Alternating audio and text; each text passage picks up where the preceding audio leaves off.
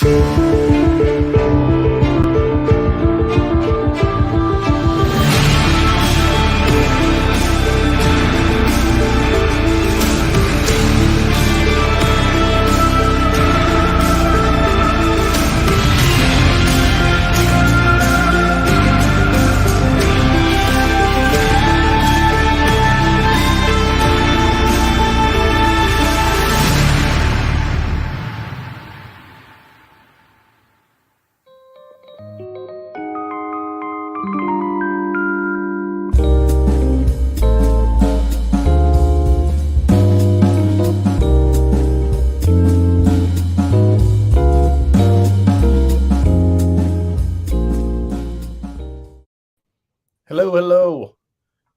We are DebateSensei. We got Tim Seavey, San Diego way. Hello. I'm Jared Kubik Miller. I'm up in Long Beach. I'm the professor of communications, speech and debate coach. Matt Shapiro is not here today because he was studying for this topic and they got him. So, damn. So they're coming to us. It's about the 30% nab rate. So, yeah. All right. This math checks out. I'll be honest with you, as we were researching this topic, by the way, so the topic is changing the security classification system. So we're talking about top secret documents. As I'm doing that, I'm like, man, I wonder if I'm setting off any red flags at some office in Washington, D.C. I wonder if somebody's following. I wonder if somebody's watching us right now. Yeah. Well, we welcome the audience. I think we've got... It's a popular topic, right? Of like just how much is classified. And it comes up every time that there's another leak. So yeah, that's one time that it comes up. It also comes up when classified documents are found in places that they shouldn't be. Presidents' homes, vice presidents' homes, elected officials. And some of them made the news in various ways, but others are much more nasty, right? When it's like Pentagon Papers or the most recent leaks that were just huge amounts of extremely sensitive information that's just published out to the internet. So it feels difficult not to call some of these things like conspiracy theories because they are literally large groups of people conspiring to protect and censor information or like withhold information from the public. There's kind of the definition of a conspiracy, right? But then why groups are conspiring to do that becomes a little bit more the meat of like, all right, what's being classified? Why is it being classified? How is it helpful? So little background on that. Apparently, in doing some research for this, I found that it was mostly started in the Manhattan Project. So there was not really as robust of a classification system before the invention of the atomic bomb. And then eventually later, like the CIA had a more formalized process for it. But they were like, this is super secret stuff that we're building here, and this shouldn't get into the wrong hands. And so they tried this is one of those topics that, you get it 30 minutes beforehand, you're like, oh crap, I need to get up on this quick. It's right. Like, I don't really follow this particular stuff, but I found the same similar information, which was it's about 70 years old, maybe a little bit more. And so but I didn't draw the connection to the Manhattan Project. A lot of people were referencing like the Cold War or lead up to the Cold War. And so it's but that becomes kind of the same thing, right? Because I think that was where it became more supercharged because I imagine my guess would be that was like some of the beginning of digitized documents. So like 80s and things started to become like, hey, we can store some information. Not that's interesting. Now I could tap into some of my obscure knowledge about the internet. So that was probably, in the 70s is when the internet got started. And it was actually called the ARPANET. And so that might have been part of it. I might be wrong about it, but like now that you mention it, email was invented for sensitive military communications. So intermilitary communication. And so, I mean, a lot of this stuff kind of gets its roots there. So that's a little bit of speculation. I don't have like hard facts that say that's what it's about. But the classification process from some reading apparently just became way over the top in the Cold War when everything was much more spy games and like, information seems to be much more powerful or more impactful than, fighting because that wasn't happening yet. So it's like, all right, what's everything we can find out about them and everything we can protect about our own? And it created seemingly this cycle where there's no downside to, or at least to elected officials, there's no punishment for classifying something or marking something as secret or top secret. Yet, if they underclassify something, so if they don't, stamp something and it does get out, huge consequences. Okay. So because that's just where the incentives lie, it kind of makes sense that we would overclassify the hell out of everything because want to get caught in a bad situation there. So there's like a humorous little piece. I guess some congressperson marked classified a well-known Russian wedding ritual. So there was a document that talked about like, here's how like the Russians, celebrate weddings. And they're like, well, we don't want that getting out. And like, it's on Wikipedia, but that information was marked as classified because just better safe than sorry, right? So some of those kinds of things, it starts to seem a little bit silly. And when you talk sheer volume of how much is classified and the levels beyond it, it starts to seem like, yeah, this might be used for ill means, right? Like this seems to be used for secrecy in a bad way, like, harming democracy, keeping information from the general public that should be public information. I saw a lot of that stuff as well. And so to add a little bit more detail to about the process, so this is kind of like, we're kind of like giving background, right? So there's like 3 potential levels of classification, and the way that you determine which level it goes on is basically somebody looks at the information and they determine the amount of damage that information could do if it fell into the wrong hands. And that's supposed to determine how restrictive the information is. But the problem with that is oftentimes that judgment is made by only one person. And they're not like, it's not like they're recording their reasons. It's not like they're writing it down and having those reasons reviewed. And so like unilateral, like this is what's and so and again, and what you were talking about is therefore it incentivizes overclassification. So not only whether or not it gets any classification, but how high or low on that classification system could also be a problem in and of itself, right?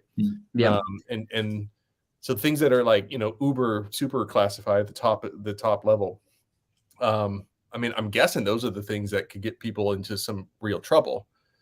Yeah, well, I haven't followed too closely, but like the most recent leak they got, it was like a kid. It was like a young, very young person that 20 years old. Was involved in that uploaded it. And some of that information, so a few of the documents that were cited were marked top secret SG and then a number. And someone that was at the news reporting agency said like, yeah, that's for beyond top secret because it has to do with like particularly regionally sensitive stuff. And it was like, locations of troops and munitions of the Ukrainian bases.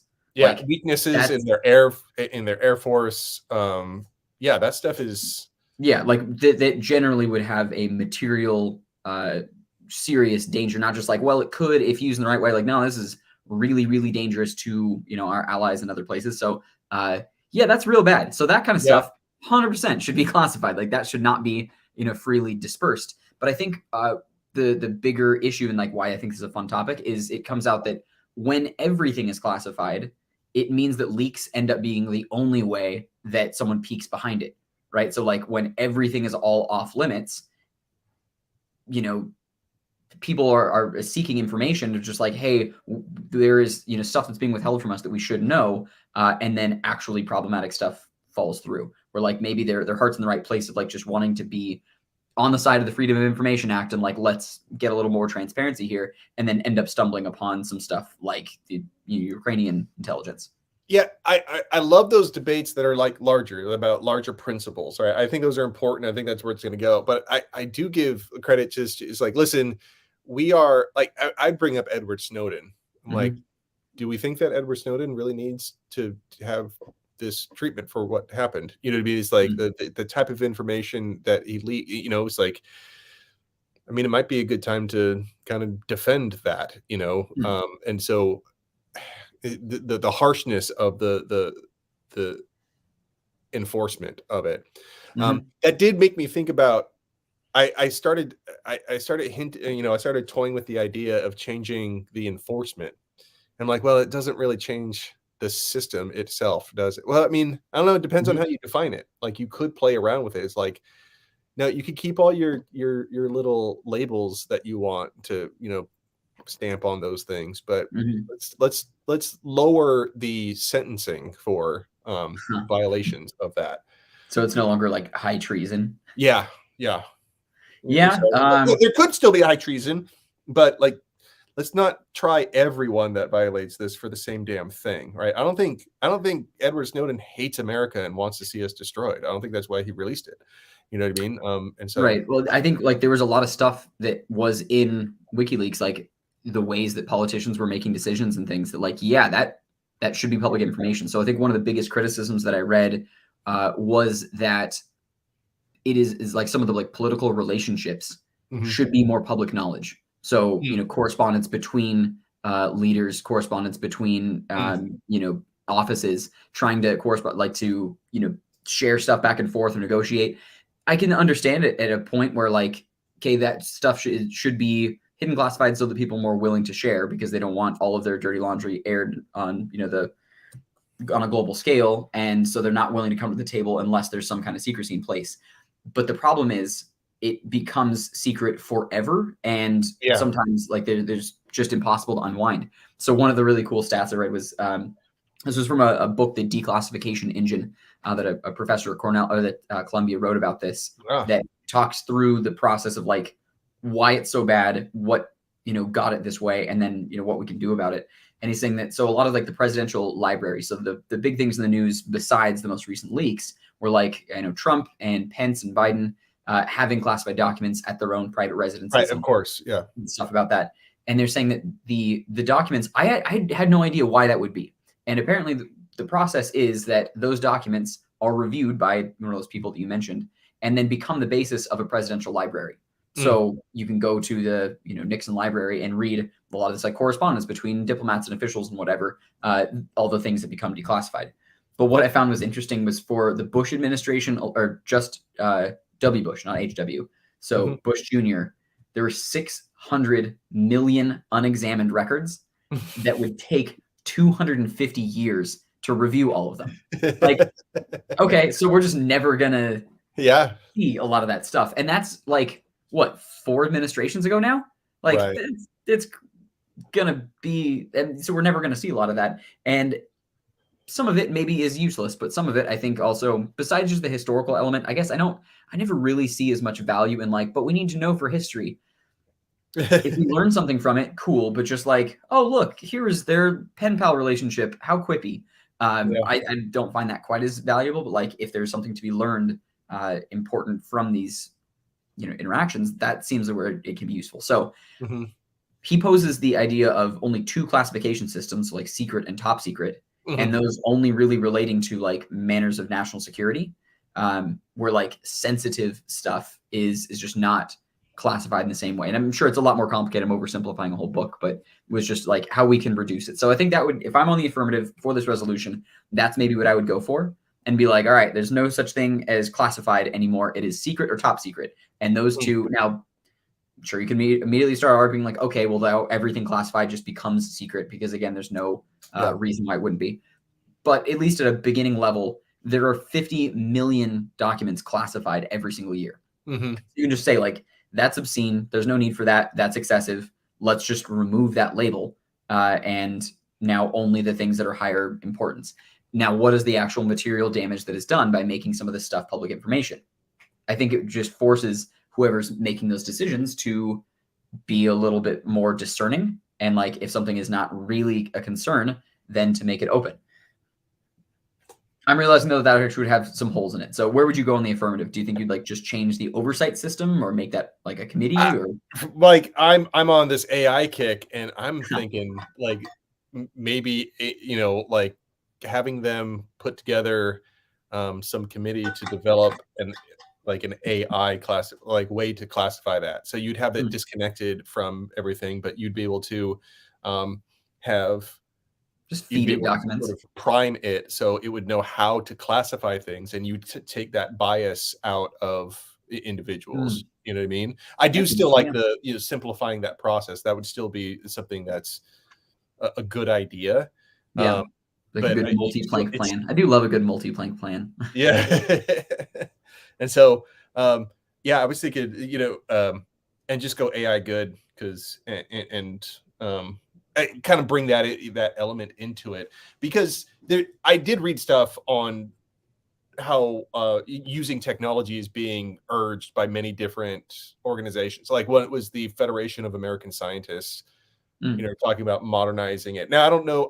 I wasn't able to read the entire article from it, and it was a couple of years ago, but it was definitely talking about how, like, the use of digital documents, necessitates, like, having digital ways of classifying it. Yeah, that's for sure true. Like the fact that we can say 600 million documents is going to take 250 years. Like, well, it's 250 person years for people that have to take leave and vacations and make mistakes and whatever. So, if we were to run that through ChatGPT, right, like train it to, make decisions on that, like, all right, we can maybe cut that number down by a couple hundred years or something. Yeah. I mean, so, it'd probably take like 10 minutes. So yeah, so like there's some real benefit to that, especially if it's, so you'd have to make the caveat that it's like completely disconnected from an internet, or like so it doesn't like provide a backdoor into everything. It's like a closed loop classification system. So I think some of this stuff could be really interesting. Coming out the other side though, one of the other areas where it's like, okay, is you take away the arguments against it was like, you start taking away classification opportunities. And that just means that, anything that was done kind of behind closed doors is now going to be done entirely in the dark. So like no record of it, or on like, completely disposable means, or they're destroyed. So apparently like Trump administration officials like just made it a policy to just like shred everything. Because like, hey, we don't want this being found at all. And that has even bigger, more nasty, implications to it. So I think there's good arguments to be had on the negative side for like, if done in the wrong way, this just makes bad actors worse. So people that are classifying things for the wrong reasons, or things that are classified and kept from the general public that should be public information, those are now even more protected and more guarded. So I think that becomes a more interesting like philosophical debate about like, what are the obligations? Like, what things should the public know? What things shouldn't the public know? Yeah. I mean, I'm really struggling to, and it shouldn't be up to the elected officials to decide that, right? Like that, I think, is part of the problem. Like they're certainly already in the privileged position. And so giving them the capability, apparently it's the president that gets the final call. It's the executive branch that gets the final call on what is and is not classified. And then it's just distributed down through the cabinet in a million levels of bureaucracy to make those designations. So any plan needs to be through the executive branch. So I think, it would be just something like, an executive order to eliminate the classified designation and make things only secret or top secret or whatever. Executive order to create an AI tool. Yeah, this particular topic seems to me to really scream for a really defensive negative. And what I mean by that is like, there's no real biting like impacts to a disadvantage on this one. I'm not sure. I mean, it seems like a lot of like no solvency arguments from the negative. It just like, at least that seems to be the most authentic arguments. Like, I think the most likely one, like if this were like actually passed in the real world, I'd really be asking, all right, I'm like, so has anything benefited? Like, is anything better? Like, yeah, I think it's hard. So my responses would be, look at the people that were elected post WikiLeaks. Maybe that's not great. Look at the people that were elected post Pentagon Papers. So you could maybe make the argument that like Pentagon Papers did such material damage to Nixon, rightfully so, by bringing about like, here are some of the worst things that were done with the Vietnam War that were all classified and shouldn't have been classified. That builds a strong case for like, the executive branch is, shielding themselves from public scrutiny because like through this tool of classification. With that as the thesis, more information needs to be transparent, and like this is being used as a tool for corruption. So I think like that's where I would go with it, is like, But okay, so on the negative side, then saying like without these things in place, though, sensitive stuff gets out. So I think like it's easy to start pointing to a million different boogeymen, right? Like our allies won't talk to us, and like foreign assets around the world will be compromised and risk whatever. So I think arguing status quo good is not all that hard, just because there haven't been enough instances of like something leaking and then real drastic action swinging, like, oh, it turns out the president's been eating babies. Like that hasn't been leaked yet. And so that action hasn't been taken. Like Nixon wasn't taken out just because of the Pentagon Papers. You could say it was like a big piece of it, but yeah, I don't know. I guess I don't really remember the history well enough to say like what the fallout from like WikiLeaks was from a political perspective. Like how did the political landscape change? Yeah, so when I'm going for all these, when I feel like I'm gravitating towards these solvency arguments, it does seem more like, all right, time to get critical, time to like get so. Like I think the deeper questions is really where people want to get to on this debate, or at least that's where the gravity goes, right? And then because if all you're doing is pushing around the classification system a little bit, or like it's like we're going to make new stamps, all right, so our stamps are going to be blue instead of red now, and that's going to be better. Like I think that becomes really ripe for like criticizing it, doing a critique on it. I even asked ChatGPT, and it has the beginnings of a decent one where it's just that the classification system is it's a power structure that's imposed upon people.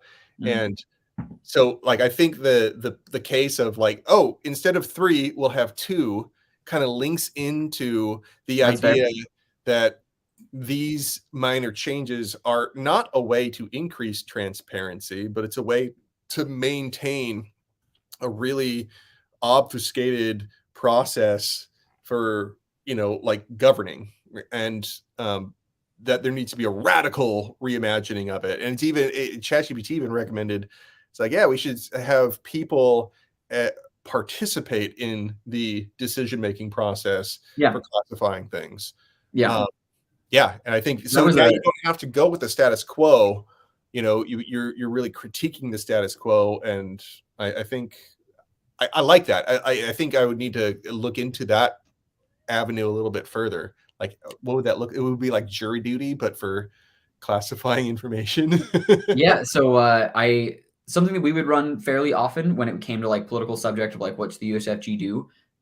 So we'd have like the critical around the negative side. We'd be like, the affirmative side is going to link everything down to like democracy, or frequently would, like, oh, this like supports democracy and promotes better democracy, which doesn't really mean a whole lot. Like I have a hard time, and we'd oftentimes ask like points of information, like, what does that mean? And why is that good? Like, why is more democracy good and less democracy bad? And so and they have like these kind of general boilerplate things, like people want to, control the government that controls them or whatever, like should have a say in it. And so we would go the route of deep democracy. There's like a paper written saying that like if in the very, very first democracies, the very first ones, it was only white, male, adult, rich landowners that got to vote. But if you go like straight up the letter of the definition of democracy, everybody gets the opportunity to vote. And so we'd be like, yeah, there will be a national election to make decisions on each thing like this. And they like come back to us with like all these logistics and stuff. I'm like, yeah, so what? Like, it's a giant government with a multi-trillion-dollar budget. Figured out. It's not our job to like figure out these logistics. But if we care about being a democracy, like the representatives are what have sullied the system. So everyone gets to participate or gets a say in this, which in turn, like it almost kind of ironically means that nothing is classified because everyone gets to say like, is this or is this not sensitive? But it speaks, it like kind of shoots to the heart of like, if we want a democracy, then everyone gets a voice. You don't get to say democracy for some. And like, or you don't get to hide behind the word democracy when in actuality it's like a massive autocracy, like just a very small group of people, or oligarchy, like a very small group of people get to control the flow of information and things like that.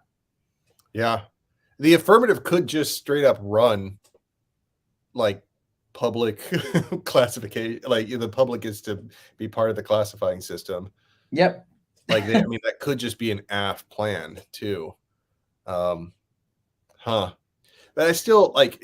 I think I get a little stuck on what that would look like. You know what I mean? I think that it feels a little lazy to me, where it's like, yeah, that sounds It's really radical, but it good. doesn't actually move the. It's like it's a not a very well thought through radical solution.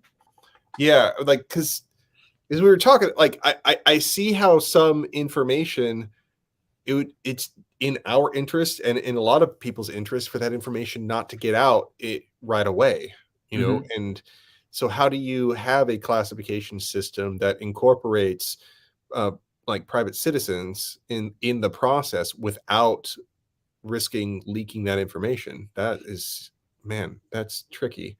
Like, you know, the locations of Ukrainian Air Force, like their weaknesses Yeah. and stuff like that is like, Yeah, I that don't shouldn't want that. be shared.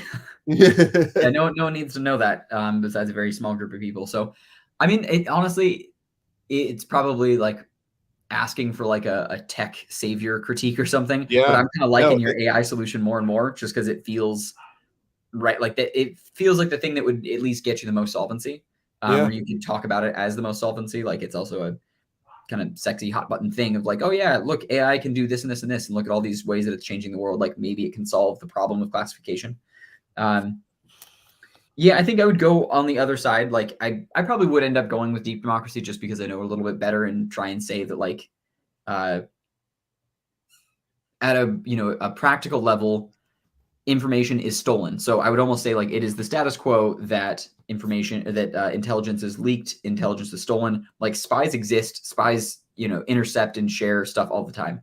So we can do our best to protect things, but like stuff's gonna get out. So like throw our hands up and be like, yeah, it happens.